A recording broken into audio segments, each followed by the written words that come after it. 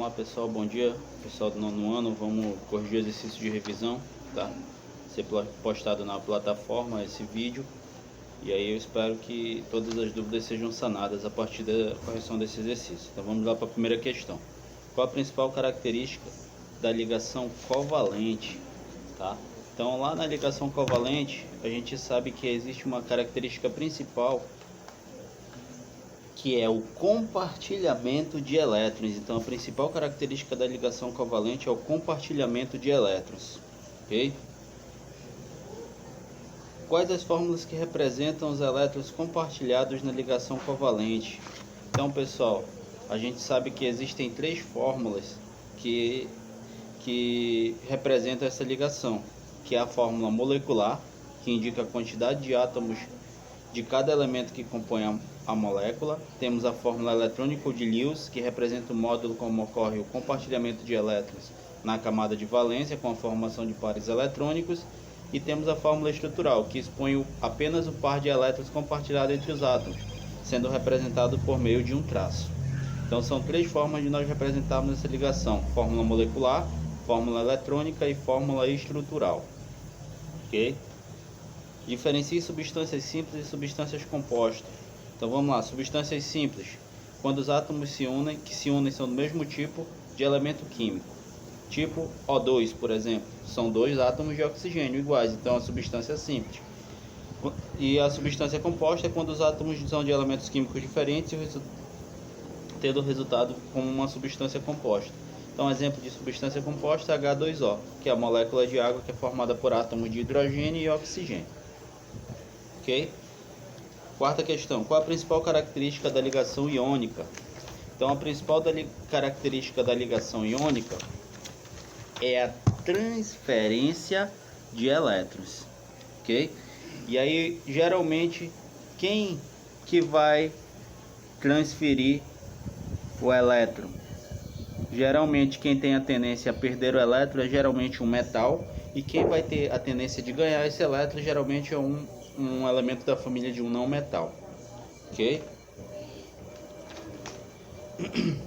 Quinta questão: o que são íons? Como podem ser classificados? Então vamos lá. Primeiro, o que são íons?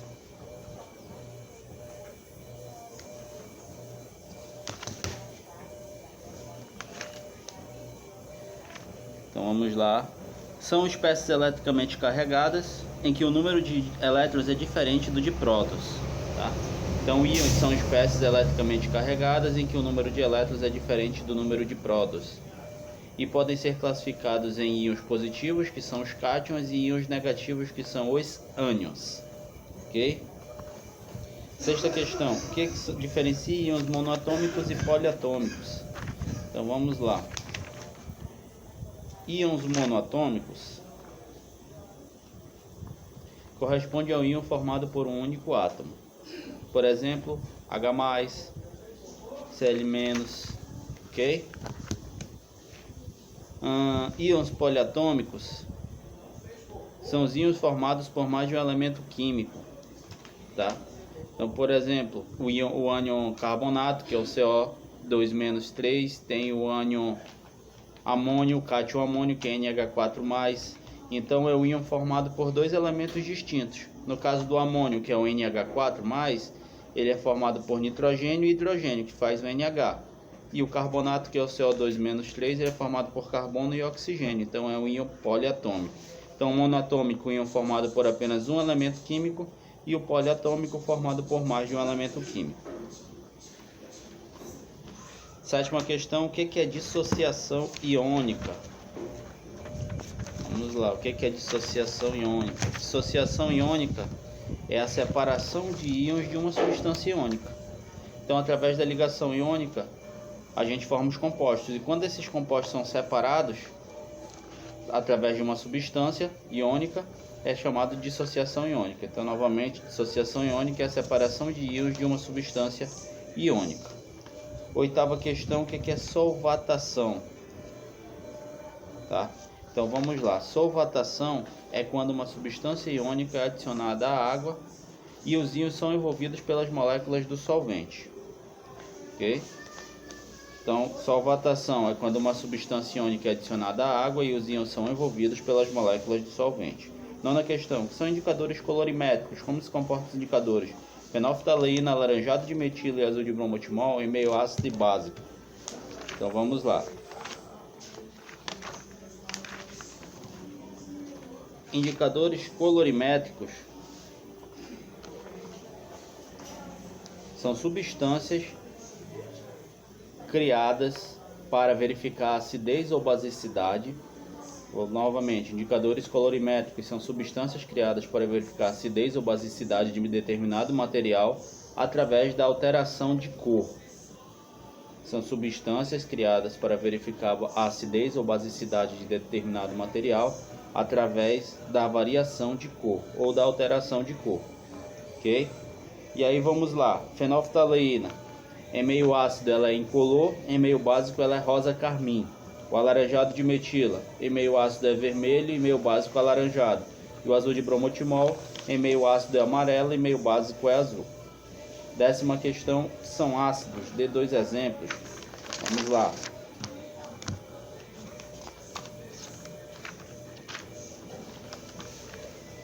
Ácido é uma substância que quando dissolvida em água se ioniza.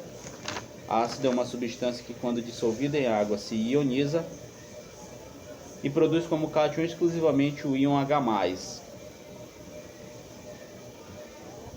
Exemplos de ácido: H2SO4, que é o ácido sulfúrico, e o HNO3, que é o ácido nítrico. Ok? 11º, o que são bases? Cite as aplicações das seguintes bases: NaOH e MgOH2.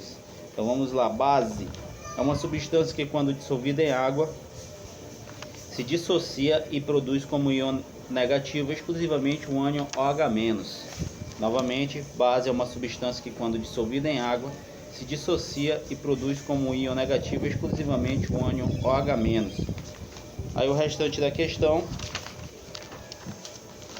aplicações da NaOH e do MgOH2. Então vamos lá.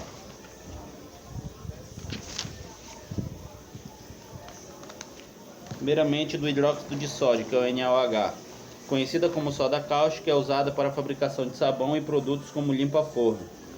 Pode ser corrosivo e utilizado também para desentupir pia. E o MgOH2 é o hidróxido de magnésio. Com o nome leite de magnésio, é usado em produtos farmacêuticos como antiácidos e laxantes. Ok? 12º, o que são sais? Dê 2 exemplos. Vamos lá. Sal é um composto iônico formado por um cátion proveniente de uma base e um ânion proveniente de um ácido, por meio da reação de neutralização. Novamente, sal é um composto iônico formado por um cátion proveniente de uma base e um ânion proveniente de um ácido, por meio de uma reação de neutralização. Dê 2 exemplos de bases: o NaClO, que é o hipoclorito de sódio, que é o popular chamada de água sanitária, e nós temos o CaCO3, que é o carbonato de cálcio, tá? Que é um utilizado para a agricultura. 13ª, assistir as aplicações dos seguintes sais. CaCO3, vamos lá. CaCO3, matéria-prima para a produção do cimento, é usado também na agricultura para reduzir a acidez do solo. NaClO, com o nome popular de água sanitária, seu uso é muito comum como desinfetante e bactericida. Em pequenas quantidades também pode ser adicionada à água para lavar alimentos e para a limpeza das caixas d'água. 14ª, o que são óxidos?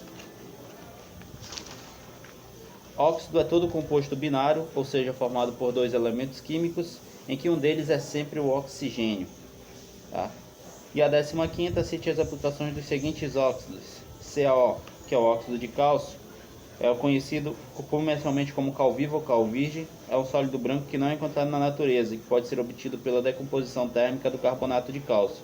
É largamente empregado na construção civil, preparo de argamassa, na agricultura para diminuir a acidez de solos ácidos.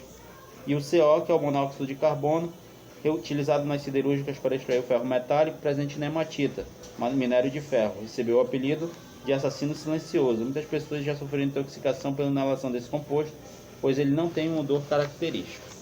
Então, pessoal, a gente finaliza aqui a correção da revisão de vocês. Espero que vocês Corrijam esses exercícios de revisão, estudem através dele para a prova e qualquer dúvida estou à disposição na plataforma. Até mais.